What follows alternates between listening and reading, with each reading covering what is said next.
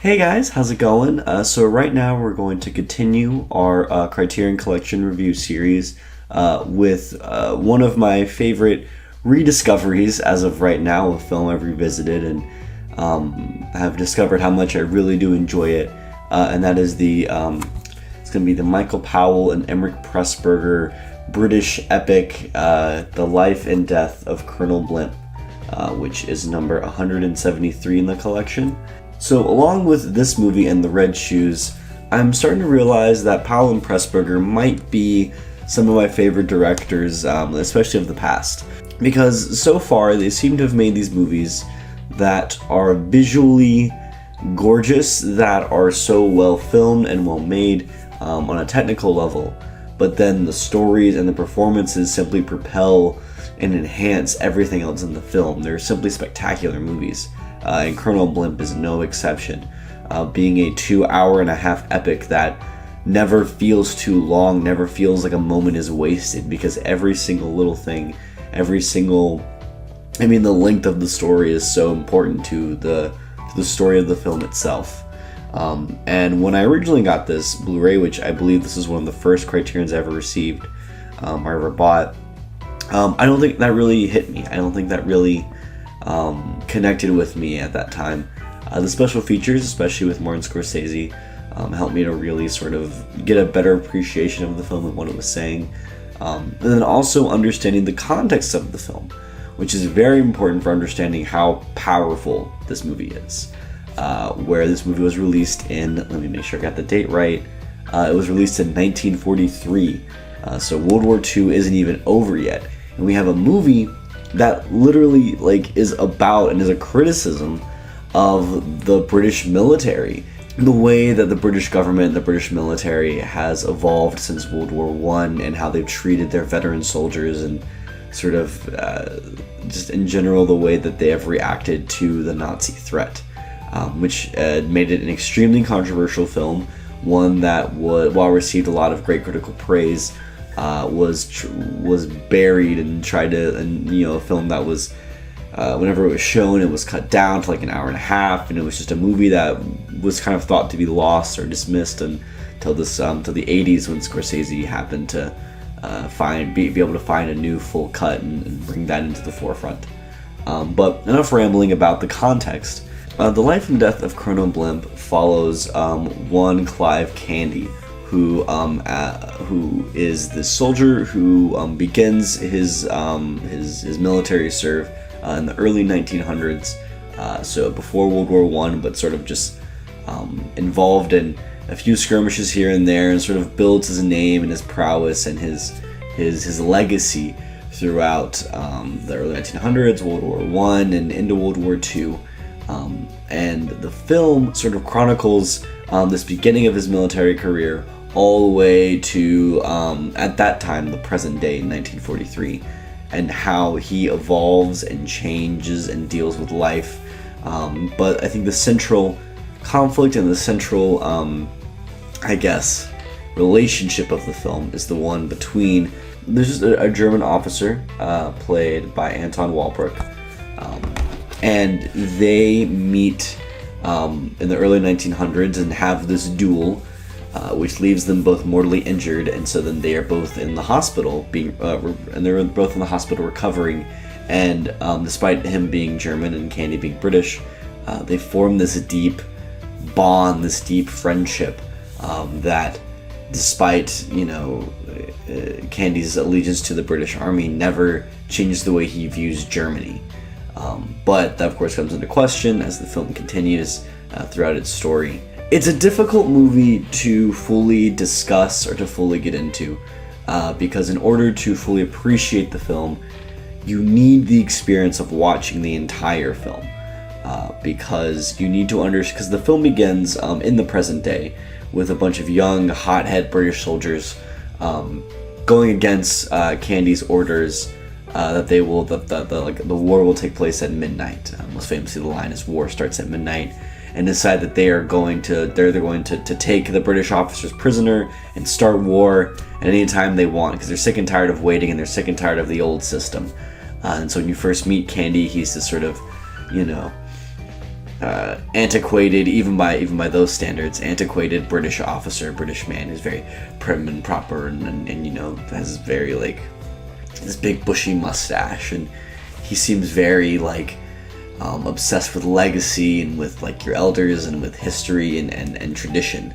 And then it then transitions to 40 years in the past, and we see how he got to this point. On that level, it's a very powerful story that is propelled beautifully by the main performance of Candy, who is performed by Roger Levesey. Roger Levesey, with a minimal amount of makeup, right, is able to so accurately portray this one man through so many different stages in his life, from his early days as a young man, sort of being very hot-headed, very brash, very gung-ho, and then going throughout his life and becoming more domesticated, more docile, but never losing that fire, never losing that love and passion for his country, even when his country is misleading him and mistreating him, as we see later on in the film. And then Walbrook, as the German officer, is incredible. He begins the film as someone who can barely speak a word of English, yet you really feel the emotions, you really feel his friendship and his connection to Candy. And then by the end of the film, when he has learned how to speak English, he gives some amazing speeches, some amazing moments, like when he's at a table full of English officers or English generals and military people, very soon after World War I, and they're sort of discussing how Germany is going to be in shambles after this, and you know how horrible everything's going to go for the country. You know, a country that's been defeated. Like, what do they do? And he's trying to sort of convey how he feels and how it feels to be the country on the losing side, and it's very powerful stuff. And then, of course, Deborah Kerr, is that her name? Deborah Kerr, playing 3 different roles in this film for a very specific reason, where she begins as Candy's sort of first love, this woman that he befriends and he sort of falls in love with, but eventually she falls in love with the German officer and they're married. Later on in life, Candy meets another woman that looks exactly like her and marries her. And then after she passes, and it's in World War II, Candy is assigned a driver, and the driver looks exactly like her. So it's Deborah Kerr playing all 3 roles, all 3 very different women, very different people, and yet seamlessly molds into these roles. It's simply spectacular. I mean, there's like no makeup involved. You know, it's literally just her as an actress, and it's some amazing stuff. And I think these 3 main performances are what hold the film up through its themes and ideas and what it's trying to say. So the life and death of Colonel Blimp deals with a lot of hard-hitting and critical themes of the British government, especially at this time, where coming off of multiple victories in war and sort of still seeing themselves as this large superpower, British government and the British military weren't really willing to change their tactics and their view on war in the face of the Nazis in Germany. And that was resulting in a lot of loss and a lot of boneheaded movements and just in general, a general sense of antiquity. And Candy is supposed to be the sort of sympathetic embodiment of that, where he has to sort of learn that and understand that, and you sort of see his thought process as the film goes on, and you understand exactly where he's coming from and why he feels this way. He is a true patriot, you know. He's someone who truly believes in his country and in their cause and in his country's ability to do good and to do right. You know, he's been in a country that has won all of their conflicts, and so far all of those tactics have worked. In World War I, even though they barely make it out by the skin of their teeth, you know, the British government still sells it as a win. And so rather than thinking, oh, we should change our tactics for the changing time, he thinks, oh, well, it worked last time, you know, we'll just do it again. Those old Nazi brutes, you know, we'll beat them back. When in reality, you know, there's so much more indescribable and unspeakable evil going on beneath the surface they don't even know about, they don't even, you know, want to acknowledge. And it's sort of about Candy coming to that realization, realizing this, and also realizing how the government mistreats that. One of the, this is a spoiler, but one of the big emotional blows of the film is near the end, when he is relieved from duty and has to sort of get taken down to a different branch of the military, more local, almost like a militia of the military, because he was trying to make a speech on TV about, he was trying to be sympathetic towards the Nazis in the sense that, they have some bad tactics and some bad plays, but he's trying to have have his cake and eat it too, in a sense. In the past for Candy, especially with the German officer that he befriends, they may be in conflict during the war, but he never disrespects them as people. He never loses sight of that. He never holds grudges, almost, right? So, like with this German officer, he met him by sort of being forced into a fencing match with him, which is an incredible scene, one of the highlights of the film. But he never stops being his friend. Even during World War I, beginning of World War II, like through all this time, he never sees him as a German, he sees him as a friend. And that viewpoint at that time, just wasn't acceptable. And is even a little wishy-washy now. But the British government just drops him, just lets him go. And he has to deal with that times are changing, and what worked yesterday isn't always going to work. And has to sort of learn to adapt. And I think this was Powell and Pressburger's way of criticizing the British military and how they've been dealing with World War II, where they went in with this gung-ho mentality, with this idea of like, oh, well, we've won the past few wars, we're big and strong, we'll take them down, no worry. And then getting their asses handed to them, learning that Germany took that World War I loss and instead of just sulking, learned from it and became a larger, more formidable force because of it.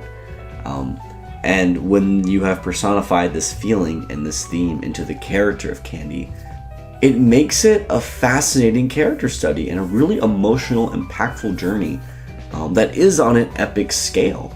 That's the reason the movie is 2 hours and 45 minutes long, is because there's so much to say and you have to see everything about this guy in order to understand where he's coming from. Where even if he's in the wrong, you still see how he got here. And you sympathize with him growing old and seeing the world change around him and having to have that reality forced into his face and forced into him. And it just makes for a really impactful, beautiful film. And of course, being a Powell and Pressburger movie, it's shot in beautiful Technicolor, and it is a gorgeously shot film, beautiful colors, some amazing cinematography in that film, some epic scale sets, which is kind of surprising considering the legacy the film had afterwards. And it's just a very impressive movie that is so controlled and so confident in what it has to say. It's infectious. I find it very difficult to not enjoy this movie and not fall in love with it in some respect. Again, Powell and Pressburger are masters of the craft and really show it here. It's an amazing film, an amazing journey that I will probably be revisiting soon. Just talking about it honestly is getting me excited about watching it again. But if you haven't seen this film or you're already a fan of it, this Blu-ray, this Criterion release, comes with a lot of great special features. So of course you have the introduction by Martin Scorsese, which gives a lot of personal detail into why the movie is important to him. There's a really great demonstration of the restoration and how difficult the process was. There's a documentary about the film and the production of it and the history and the legacy it had.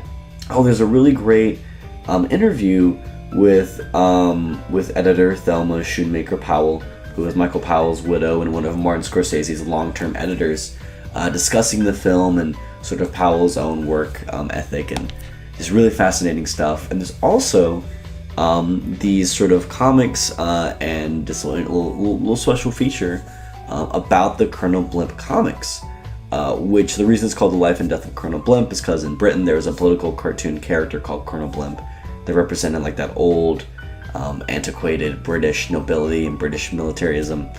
And so I don't know if there's necessarily a analogy in America, but it's like taking, I guess it would be like making a movie called The Life and Death of Mickey Mouse, and it's about the death of capitalism or the death of monopolies, and how that has to change over time. But it's really interesting stuff.